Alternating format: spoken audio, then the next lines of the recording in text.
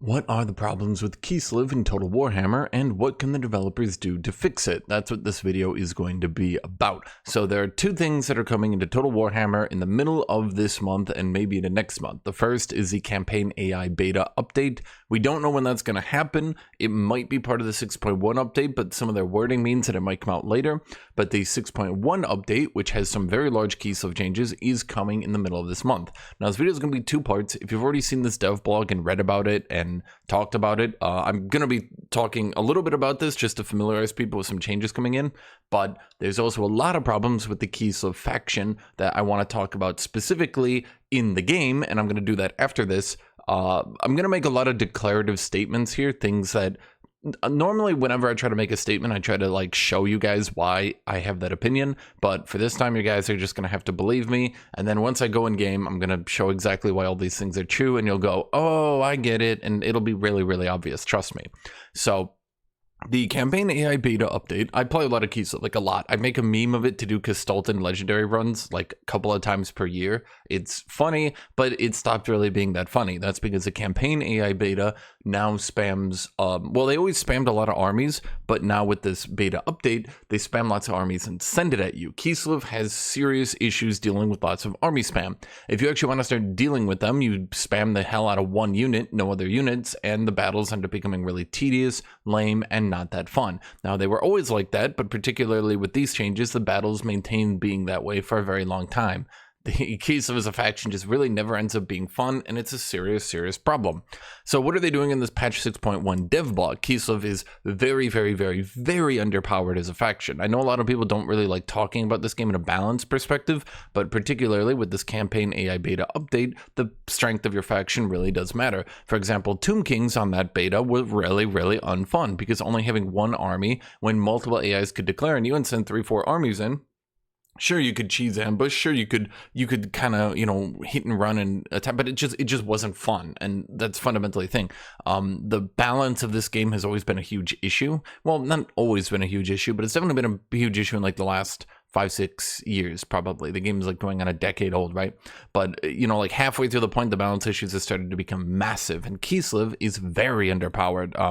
I do a lot of head-to-head campaigns too, so don't like come at me and be like, oh, you don't know. No, I have done a lot of head-to-head campaigns. I have learned lots of mechanics in the game. I've tried to get quite good at it, so I can tell you affirmatively, Kislev is like bottom tier. They're at the very least in the bottom 5 factions, maybe in the bottom 3, and in a game with what, like 25 or so factions in the game right now, it's somewhere around there. That means that they're very bad. So this dev update, why are they focusing so much on Kislev then? Because Kislev is really bad. So the fundamental aspect of Kislev, and this is what they're going to try to change here, there's a work in progress image that's just kind of showing what they're going to try to do generally. So there is a supporter race. Now you have the two main factions of Kislev, the Ice Court and the Great Orthodoxy. Kislev leads the Great Orthodoxy. He's hilariously underpowered, and it's just kind of funny to play him sometimes. But basically what happens is the Ice Court and the Orthodoxy compete to annex each other. They do it in this supporter race. Problem, if you're playing on any difficulty at this point, pretty much any of them, you will have your other person die. The Great Orthodoxy will pretty much always die. Sometimes the Ice Court can stay alive if you play Kislev, but I have literally never managed to annex the other faction with this supporter race for quite some time. Now there's a couple of reasons for that. One, if a faction likes you more, they get more cheats. And they did give a negative 100 relations between the Ice Court and the Great Orthodoxy to try to like bypass this cheat, but as a campaign continues to go on and you start actually getting enough supporters to maybe actually annex the other faction, they start liking you more and more, the relation penalty starts wearing off, and basically the right way to put it is it's very frequent that they just end up dying before you annex them. So when the entire point of the supporter race is to confederate and annex the other faction, they almost always end up dead. It's kind of pointless. Now, you did get some benefits to generating these supporters. You would get control and you get morale, but I assure you, no one cares about control and morale on Kislev. Once again, once I open up the game, this will become really obvious. For now, I'm just going to make these declarative statements, and you'll just have to trust me. Now, what are they doing? They are doing some changes here that basically you curry favors, and then you slowly take these buffs. What do these buffs do? The Orthodoxy improves your common line troops, strengthens your economy, and improves your evocations. The Ice Court improves your elite infantry, spellcasting, and hero usage. So Kislev will get a better army over time. That is one problem. I have noted a lot that Kislev can't really kill lords and they can't really kill heroes because their infantry are just so hilariously underpowered. Once they start spamming bear cavalry, they're a lot more capable at this, but throughout the early to mid game, Kislev was just like hilariously underpowered in how much they can kill lords and heroes. For those of you guys who didn't play the beta AI update, it was very frustrating because the campaign AI would often come at you with level 30, 40 lords, and there wasn't really much Kislev could do about it. If you got the unfortunate downside of fighting one of those factions that leveled up immortal heroes and lords and could keep sending them at you, it was just very, very frustrating. So I'm interested to see if Kislev can actually keep up with all the power creep in the game through these two things, but this still doesn't fix any of the issues I was talking about. Maybe it will, but we'll see. Devotion. Another aspect of Kislev is devotion. Now, so devotion, it used to be a global resource you would spend it on invocations. There's now control. Now, this does fix one of the issues that Kislev has. Instead of having control on your province, you now have devotion. Now, for those of you guys who don't know, control is basically useless. Once you have about, I think it's like +6 to 8, somewhere around there, you literally never worry about control again. I think even 3 to 4 to 5 is enough to just not worry about it. Now, it's good to have high control, but it's never enough that you really care about it. Control is often one of these things that once you stop a province from revolting, you don't care about it again. And even if a province is revolting, often you can play around it and actually turn that into a positive. So what they are doing here is you can now spend your control, called devotion. You can now spend this to get buffs here, 3 different buffs here. This is good. This makes getting more control and stacking control and having high control quite good, because you can spend it towards buffs. In particular, because if you have high devotion control, this now allows you to completely turn off the penalties of climates. Now, you can't spend it then because you'll need high control to counteract the negative of climates, but this does mean that Kislev can basically, the order factions are meant to expand more. The order factions are kind of the good factions. They're meant to expand more and go wide more. A lot of Kislev's buffs needs them to go wide, but because of the climate issue, it was very hard for them, especially because they're right next to all the chaos provinces, which they couldn't really have. Ataman's was another thing that Kislev had. This doesn't really fix any of the problems I was talking about, but I just want to go through it real quick. Basically, what they're doing is they're going to allow Kislev to have a much stronger defense. Ataman's, well, for those of you guys who don't know, as you might imagine, Total Warhammer is a game with lords, heroes, things like that. Now, the garrison of a city, of a province, becomes very, very useless, pointless, in fact, because once you have a lord and he's level 20, even level 20, and he buffs up all his infantry with his Redline, and he has some legendary lord buffs buffing up his infantry or cavalry even more, and once the army has put a bunch of elite giga demons in it, demons riding demons on demons with demon powers, and once you have all these buffs and things from a lord, the garrison of a city does nothing. It will literally never defend. You can cheese the AI out completely and abuse some of their AI mechanics, but at the end of the day, it's practically impossible to actually defend against a real attack these days. Now, Kislev is meant to be a more defensive faction. So, with the Ogre update, one thing they did is Ogres have camps. Now, the camps can build special buildings that buff up the units in those camps really hard, like really hard, like 10 melee defense hard. It's a lot. And then the Ogre Lord himself, who leads the camp, who is now a Lord, he can then also get that red line, get some buffs, and buff up the units in the camps. At either rate, the units in those camps end up being quite powerful, and because you can specifically build them, you can get high tier units defending your camps. At either rate, a camp will easily be able to defend against any normal Lord, and even be able to hold off legendary Lords and beat most of them. So camps actually become defensive, and the enemy AI will need to bring in 2 armies to beat them. This is a good thing, for those of you wondering, because camps were supposed to be defensive, then they just sucked at it. Now, Kislev here, as we read through here,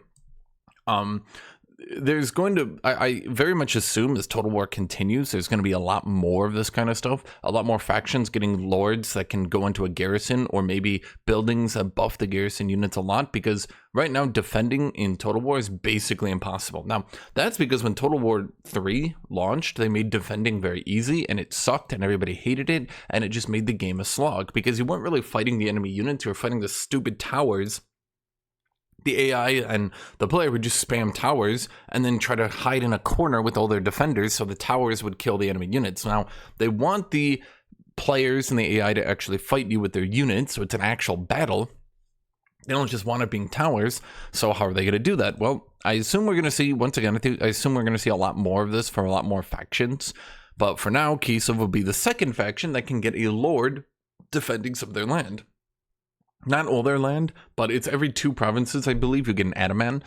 They're so useless, I don't even know this off the top of my head. That's funny when you think about it. But these guys were supposed to make Kislev more defendable because they were supposed to like be a lord defending your provinces, and then they were supposed to get these special bonuses for economy and stuff. But they kind of just sucked. There was like one good upgrade you could get for them. I think it was like construction cost or construction time, and that was it. And if you didn't RNG that one upgrade, they were totally useless. They sat at level 1, so they were just totally useless defending as well, and they were just shit. So Kislev is now the second faction, as I said, to now get a lord that can defend their provinces and level up by just leading the province. So Atamans can no longer be recruited onto the campaign map, which is obvious. No one should ever have done that. It just nerfed them into the ground. I don't know why they even allowed that, but yeah, okay. They now allow any settlement to do a sally attack, where you have the building and you can only use the garrison if an enemy attacks you, right? So what they're going to do is allow these people to move out and attack enemies who are around that city. This makes cities very much more defendable, and it definitely makes choke point cities way, way, way stronger. There are some choke point cities in Kislev, and if you can put an Ataman in there, like the northeast of Kislev, I think the Eastern Oblast, that one, there's definitely a choke point city there. So you put an Ataman in there and you build up a garrison. He can now do sally attacks and keep people from kind of sprinting past you into your empire. Maybe not fully, but definitely if you have Prague and the Eastern Oblast with 2 Atamans in there, the enemy's going to really struggle to get past you to actually get into your land. The Atamans have a unique battle loadout. They now have a shield, an axe, and a pistol. Cool, I guess. Not really that important, but what is important is they now get a skill tree and gain experience while administrating settlements, allowing them to improve their governing, strengthening their garrisons, and dedicate themselves to the sex to improve your support. Basically, you can now upgrade these Atamans. If it works like Ogre Camps, which I'm assuming is how it's going to work, they'll level up by you just building buildings in the cities they're governing. You can then use those levels to redline the infantry, or to actually get the upgrades to your economy that you want, instead of it just being an RNG shot whether or not the event gives them that upgrade. You'll now be able to get into a skill tree and actually upgrade them, I hope. So this is definitely a good upgrade, but unfortunately I went through all of this to still say this does not fix what Kislev needs to be fixed. Now, the tech tree for Kislev, they had a couple of very, very, very, very overpowered technologies. The devs noted this by nerfing them into the ground and shoving them so far down in the tech tree you'll never actually get them in a normal game. What's the problem? Outside of like 2 or 3 very overpowered technologies, the entire rest of Kislev's tech tree was terrible.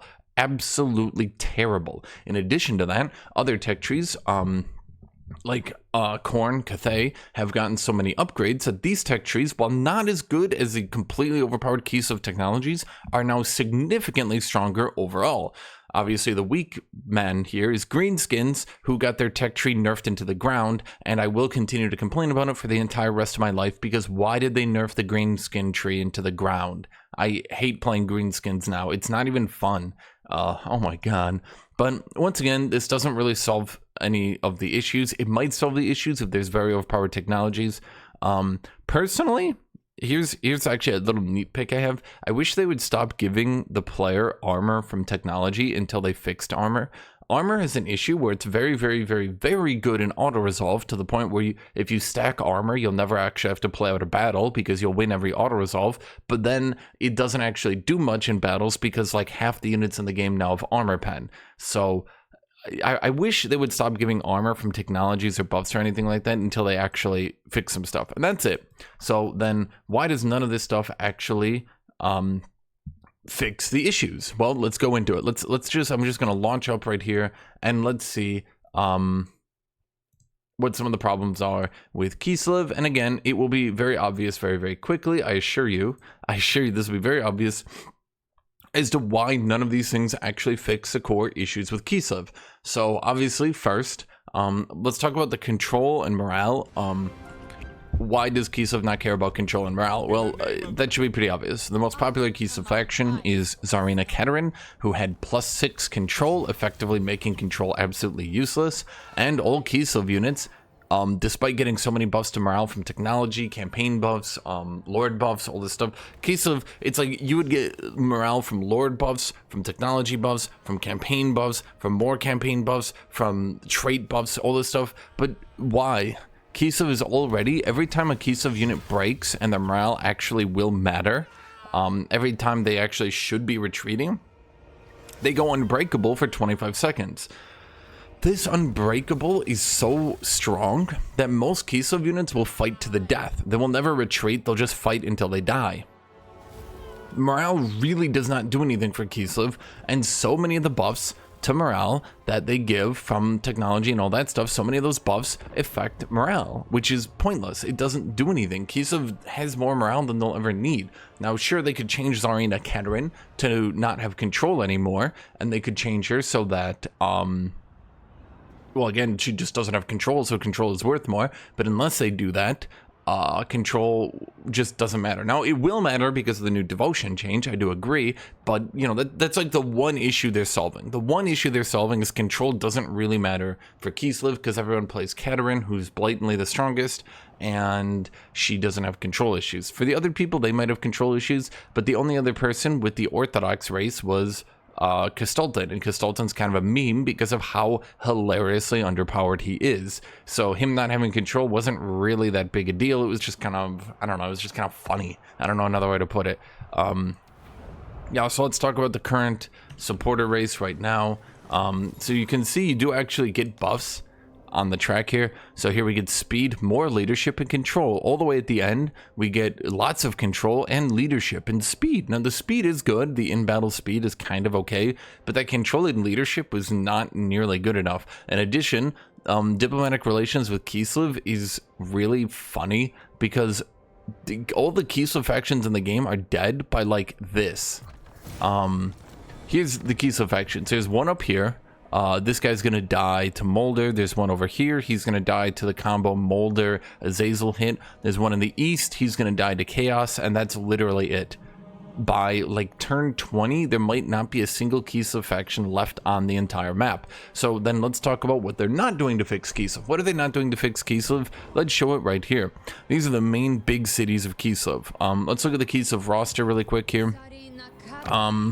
What can we build in Kislev to improve our roster? Well, by default, we get Kossars. Now, this is an archer who is decent in melee. Not great, but decent. An archer who's decent in melee. So you just spam them, and that's all you build. You just spam Kossars forever. Do you build any other unit? No, of course not, because it's an archer who's still decent in melee. And you just build them forever and ever and ever and ever. Now, you can build these special buildings, but let's look over here. What can you get out of these buildings? Well, at tier 1, we can get the Kislevite Warrior. Here's the problem with the Kislevite Warrior. He's got 125 upkeep and was nerfed really hard, likely due to Empire players complaining, but the Kislevite Warrior was nerfed, and he is not worth 125 upkeep anymore. The problem with the Kislevite Warrior is he has a spear, he's a pure melee unit, and they put him in the game to tank for the Kossars. What's the problem? Well, most of the time you're not going to use him to tank for the Kossars because he costs actually more upkeep than a Kossar, and one of the best ways to defend your Kossars is to have more Kossars, because the more archers you have, the more enemies you're shooting down. Additionally, if you ever auto-resolve, it puts all the damage from the auto-resolve onto your Kislevite Warriors, because they're your only melee, so the auto-resolve assumes that they just died. So they have a high tendency, if you ever try to auto-resolve, to just die. The Kislevite Warrior could definitely use reduced upkeep, because they're actually not as strong as a Kossar. So what is the problem? So far, by default, you don't build anything except Kossars, you just spam this. You got stacks of 19 Kossars. Having only one unit you build is quite boring. Do we build these military recruitment buildings? Well, let's look at them. In tier 1, we get a Kossar with a spear. Certainly an upgrade, but why am I building a recruitment building to get a unit who has more upkeep and is worse against regular enemies and slightly better against big enemies? Sure, they could chew down cavalry easier, but this isn't worth putting a building slot into it. The other tier 1 is a Kislevite dervish who's absolutely miserable, terrible, and yeah, definitely not worth building by any stretch of the imagination. So at tier 1, what are we going to do here? We're going to build only economy buildings, but at tier 2 does it improve? Yes, it does. So of course we have the armored Kossar. Now these guys are definitely worth building. On this track, we have the horse archer. Yeah, this is definitely not worth building. We're not going to build that. Over here, we have the snow leopard. Are we going to build him? No, he's definitely not worth building. Once again, we're not going to build that. Even at tier 2, a lot of people will make the argument that you might have some armored Kossars, but we're still at the point where it's more efficient to just hyper spam the hell out of Kossars and make 2 armies who can actually fight enemies. Now, they did add this unit over here, the Akshina Ambusher, and some people will try to get him because he's much more powerful than an Kossar, but he also has one serious flaw. What is that flaw? He has 213 upkeep, which we'll get into is a really big deal. This means that he has 100 more upkeep than a Kossar. You could get almost 2 Kossars or 1 Akshina Ambusher. Additionally, it will need its own building to recruit. Now, as I go through here and we talk about more and more buildings to recruit, let's talk about why. Why do I keep talking about needing a building to recruit? Okay, see, here's the problem. Here's the main Kislevite city. Now, this city has some very powerful, unique buildings to improve your economy. It gives you growth, which you can use to get to a higher tier. We have more growth, which allows you to get to a higher tier. We have very high income, which also then affects your faction-wide markets and trade tariffs, which is very powerful. There's only 2 building slots at tier 1. See, the thing is, if I wanted to sacrifice one of my building slots to get some of these units to recruit, not only would I not get any good units, but it would slow down my city and my overall faction, because I either wouldn't be getting 2 growth buildings to get to the higher tier quicker, or I wouldn't be getting my income building, which is basically all of Kislev's economy, which I'll get into in a second. Now, once we go to tier 2, we get 1 more construction slot. So we go from 2 to 3. Well, do you notice the issue here?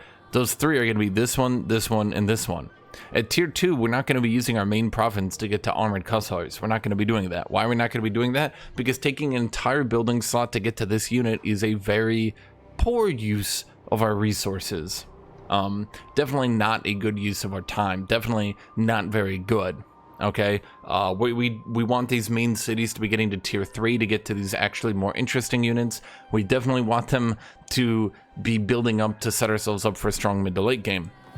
Now, what is the problem, as we've probably been noticing? Well, we're just stuck here spamming Kossars forever. For a faction that's supposed to be a combined arms faction, that's supposed to be using spearmen up front, Kossars in the back shooting arrows, cavalry going in, horse archers doing lots of flanking maneuvers and things like that, Griffin Legion, Wing Lancers doing cavalry charges. Well, we're at the issue that we can't do that until tier 3. Because A, we don't have the buildings for it, and B, you might have noticed they're all at tier 3. That's right. The Tsar Guard tanking in the front, tier 3. The Wing Lancers, tier 3. The Streltsy, the Gunners, tier 3. These are all tier 3. Now, we might have Akshina Ambushers over here at tier 2, but we got Frostworms up here at tier 3. Tsar Guard, tier 3. Things in the Woods, tier 3. The Sleds, you believe it, tier 3. And we can't afford to get even the tier 2 units because all our buildings need to go to like this.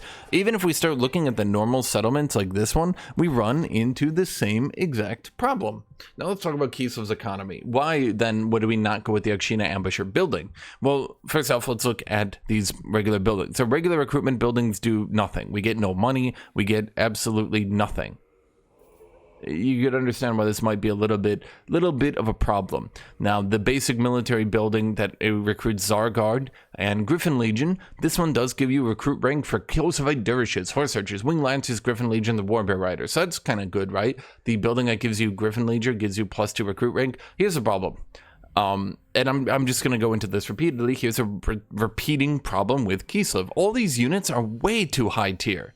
See, Griffin Legion comes in at tier 4. You know what else comes in at tier 4? Warbear Riders, which are just infinitely better. You might say that Griffin Legion is about charging into the enemy, and Warbear Riders are about cavalry that take out other cavalry and other large enemies. But at the end of the day, by the time you get to tier 4, the most important thing to be doing is to kill enemy large entities, lords, heroes, monsters, things like that, and not to be killing unarmored infantry. You don't want to be charging into unarmored infantry. By this point in the game, this role, you maybe will have 2 of them in an army, but even then, it's just not worth it. It's just not worth it. So as a problem here that I have with Kislev, almost all these units need to be pushed down a tier. Now, I think the Kossar HUD could maybe stay the same, but it definitely needs to be stronger. They could push the Kislevite warrior into the Kossar HUD so that he needs a building to build, but then his upkeep needs to come down substantially to like 90, or he needs either very early campaign buffs, or he just needs to be buffed himself. He is now weaker than the Empire pikeman, or what are they called? The Empire spear dude, the super spear dude, halberdier. He's weaker than the Empire halberdier, but nobody builds a halberdier because they're pretty bad. So a lot of the Empire players complained that he was as good as a halberdier, but the problem is he needs to be as good as a halberdier, and he needs to come out early game because otherwise he's useless. By tier 2, a lot of AI factions, and definitely the player, will be using a lot of armored infantry, or definitely using a lot of more gunners or things like that, to the point where the halberdier just wasn't really good. He's not really a unit a lot of people like building. You might build a couple if you're fighting specific factions, like maybe tree people, but at the end of the day, that's not really it. Horse Archer coming up at tier 2 is insanely too light. Horse Archer needs to be shuffled down to tier 1, Winged Lancer needs to be shuffled down to tier 3, and the Griffin Legion should be shuffled down to tier 3.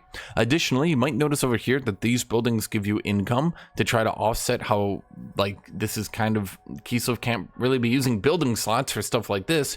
I think that Kislevite, they need their regular military recruitment buildings to do stuff. They need to actually encourage you to build them by giving you income, maybe growth, something. Kislev needs a reason to actually be getting these recruitment buildings, because right now Kossar spamming is really, really boring, and there's no way around it. Now, let's talk about the Kislevite economy. Why can't I afford these units like the Akshina Ambusher? Why can't I get to tier 2 and start spamming that? You see, Kislev has an underpowered economy. How underpowered? Hilariously underpowered. Possibly the weakest economy in the entire game. They don't have anything to support their economy. They don't have reduced unit upkeep. They don't have free units. They don't really have strong legendary lords. Their legendary lords are amongst the weakest in the game until Katerin gets on her sled. They just don't have anything to make up for its economy this week. Orcs got nerfed recently, and a lot of people complained that their income building was nerfed to 1,000 gold. It's 1,000 gold for 250 income, and this was a big enough nerf that people complained about it. Have you noticed something? This is 1,000 gold for 100 income. The farmstead, despite giving income, growth, and recruitment cost, is 500 gold for 50 income. These are hilariously overcost buildings. Now, if you don't want Kislev to have more total income, then these building costs need to come down. The farm should go to 250, so it should be like 250, and then, in all honesty, I'm not sure why the costs double or go up at each tier. How about we try like 250, maybe you could do like 500, and then, I don't know, let's just reduce it by half. Let's just do 250, 500, 750. Then at the very least, you could build your farm buildings, and they could hypothetically pay themselves off in under 20 bazillion years.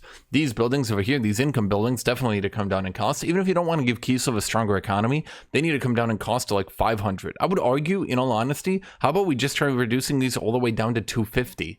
250 for 100 income. Now that might seem overpowered, but because Kislev is limited on building slots, their building slots need to actually be doing something. Right now, they kind of suck, and it's really lame.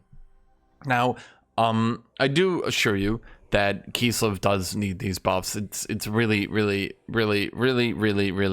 There is a way to play Kislev right now. There are things you can do to cheese and, you know, be really funny like that. I mean, lots of people that play Kislev will cheese, and they'll do things like sell their starting building because it has a barracks. You can sell it for a lot, so you can sell that for like a 5,000 gold. Then you can buy it back for cheaper off using, like, there's lots of exploits you can do.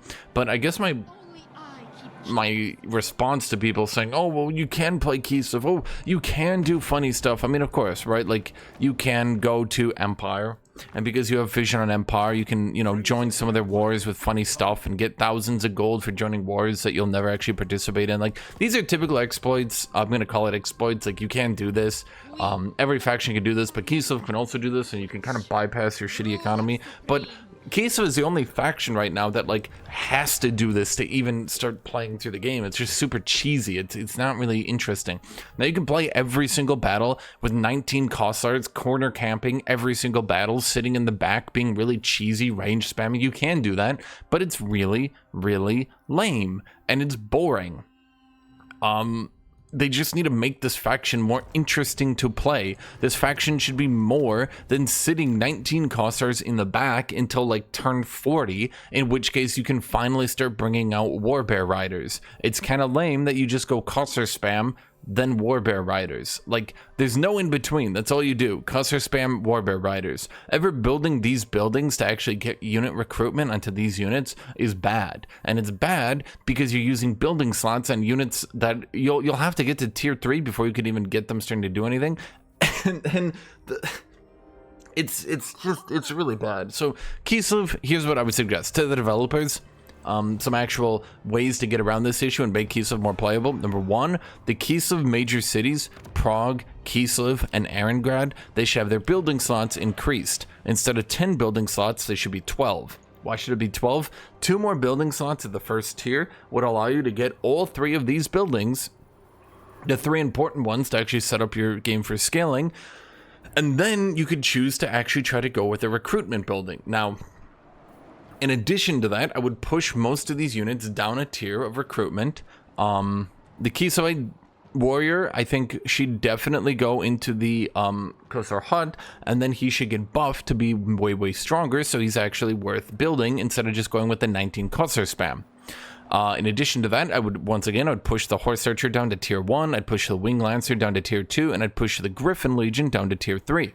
Zargard is probably worth being at tier 3, even though he's more like a high tier 2 unit. He's not quite tier 3. Like he's no Black Orc or anything like that. He's no Chaos Chosen, right? Like he's good, but he's definitely still weaker than a Marauder champion from Norska. And, you know, Norska is pretty outdated at this point, so oops.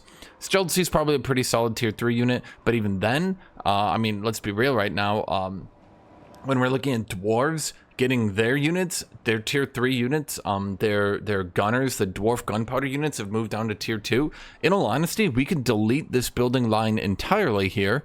We could push Streltsy down to tier 2.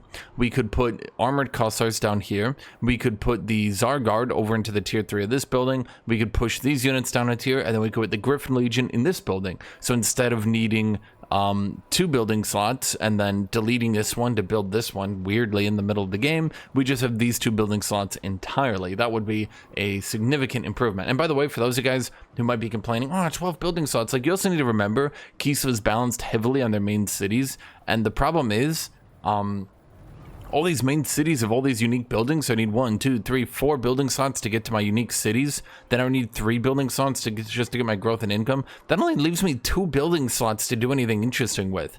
That's not a lot. You could argue you could delete the growth and income buildings. Sure, you could, but because this one gives recruitment cost for the region and all armies, and then this one gives construction cost for all buildings, it's kind of important, even late game, to still sit on these buildings. You could argue you could delete this one, but construction cost for all buildings faction wide, especially once we start getting 2, 3 cities, this starts adding up. That ends up being a lot of gold you're saving. So no, you can't really delete those.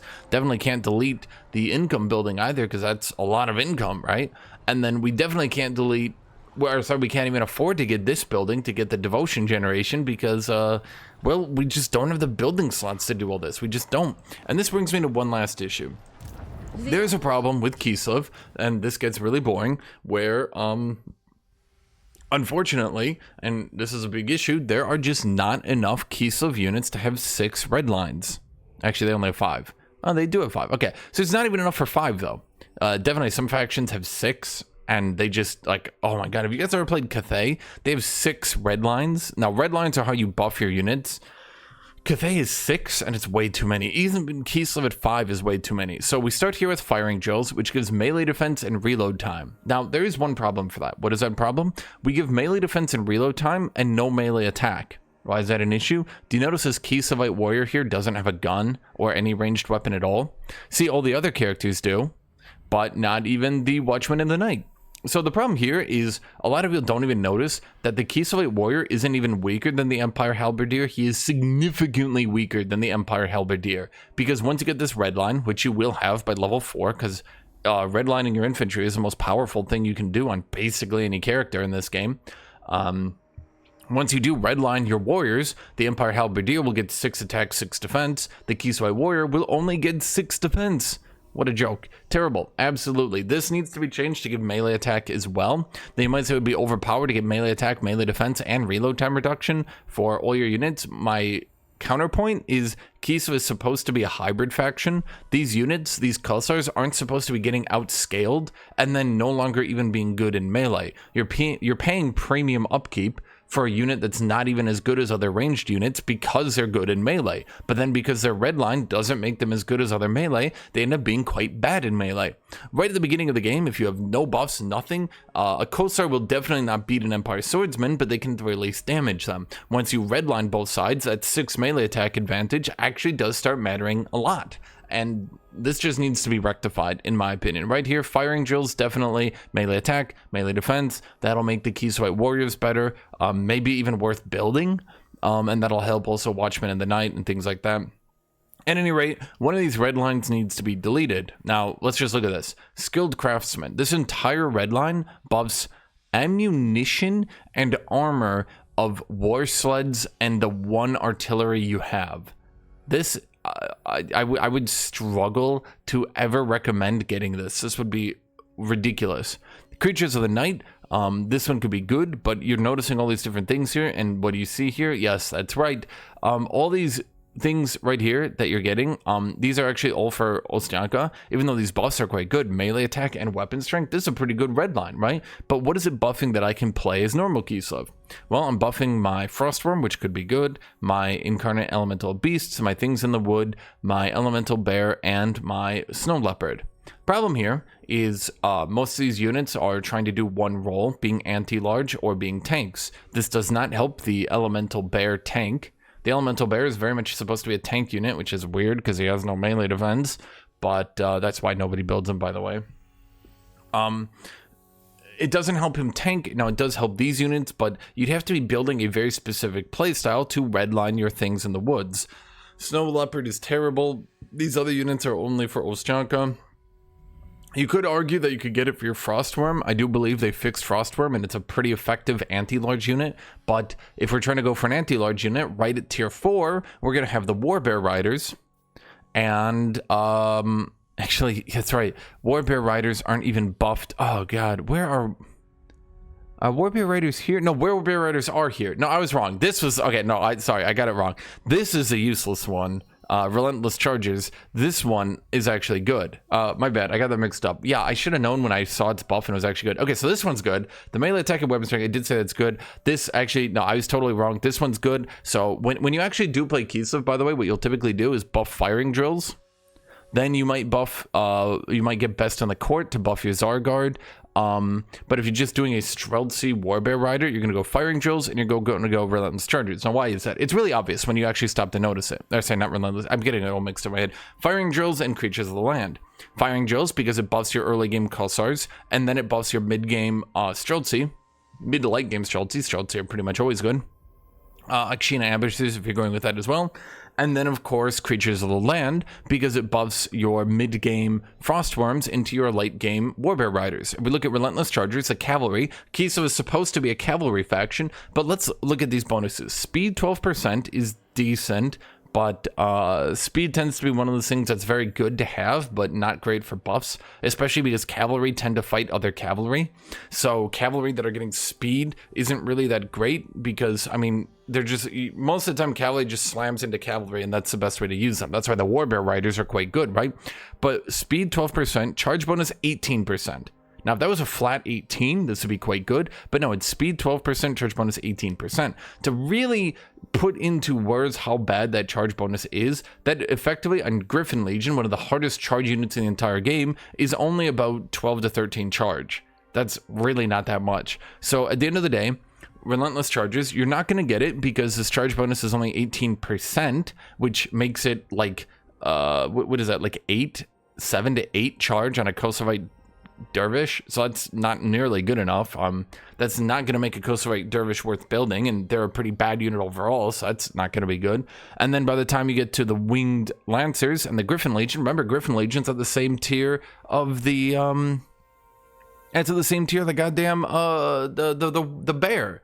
The Warbear Rider. So we got Griffin Legion over here, who's never going to get built because you're going to go Warbear Rider, and then these units come in way too late, and redlining, spending 3 skill points on this is just not worth it. So what would I do if I was in charge of this? Okay, one, I think if I was in charge of the Kislev Redline, I would condense them down into 4. Best in the Court can easily be condensed. I think Best in the Court should be shuffled into firing drills. This should just buff all infantry. All infantry, melee defense 6, melee attack 6, and 9% reload time reduction. This would be quite good because, I mean, look right here, by the way, before you say, oh, you're biased, look, remember, the Ice Guard, these Ice Guard right here, they are getting the melee attack and the melee defense and the missile strength. They're double dipping. Because double dipping is really not that weird. High Elves double dip, Dark Elves double dip. A lot of units actually double dip. Double dipping is fine. Take Best in the Court, delete this from the game, and shuffle this into firing drill. Okay, then go, honestly, you could maybe keep the rest of these as 4, but definitely Relentless Chargers. I think the charge bonus should be a flat 18.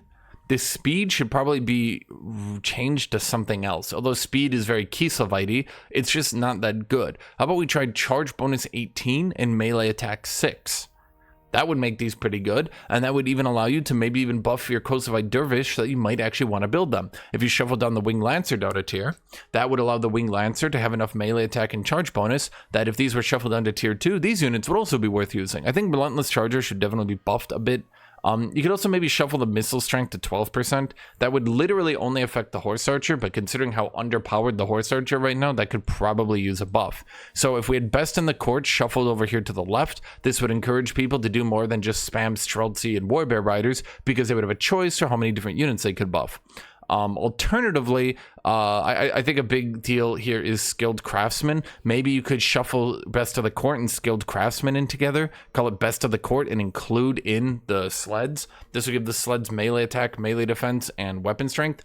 Now, of course, that would be kind of awkward for Little Grom, but hi, kitty. Because Little Grom is the only artillery in this faction, it would be a bit weird, and I'm not really sure where to put it.